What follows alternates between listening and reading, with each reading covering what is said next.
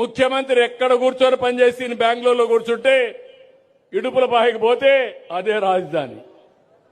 అంటే ఏంటి చాదస్తం నాకైతే అర్థం కావడం లేదు.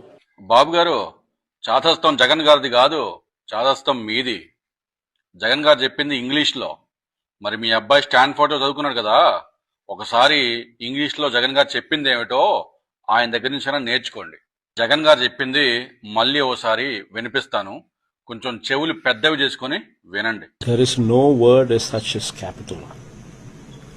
One needs to understand the constitution itself. Where the government sits, it is capital.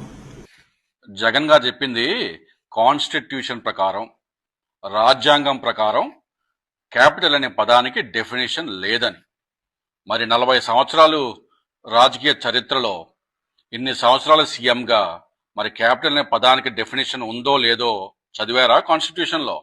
చూడండి, there is no explicit definition for defining a capital. Capital అనే పదానికి డెఫినేషన్ కాన్స్టిట్యూషన్ లో, రాజ్యాంగంలో లేదు. Capital is defined as government seat as per constitution.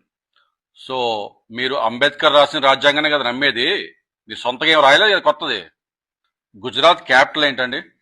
Gandhinagaram. కానీ administration మొత్తం ఎక్కడ జరిగేది? అహ్మదాబాద్లో. ఎందుకంటే సీఎం, మినిస్టర్లు, గవర్నమెంట్ సంబంధించిన అందరూ అక్కడే ఉంటారు కాబట్టి. So wherever the government is seated, the capital is there as per the constitution of India. అదే కదా జగన్ గారు చెప్పింది. ఆ కాన్స్టిట్యూషన్ లో, రాజ్యాంగంలో ఉన్నదాన్నే ఆయన కోట్ చేశాడు. దాన్ని పట్టుకొని ఈ ఎల్లో మీడియా, సన్నాసి చవట దద్దమ్మ మీడియా అంతా జగన్ గారు ఏడ కూర్చుంటే అదే క్యాపిటల్ అయిద్దా, లేకపోతే పులివెందుల్లో ఉంటే పులివెందుల క్యాపిటల్ అయిద్దా, బెంగళూరులో ఉంటే బెంగళూరే క్యాపిటల్ అయిద్దా అని ఇట్లా దుష్ప్రచారం చేస్తా ఉన్నారు.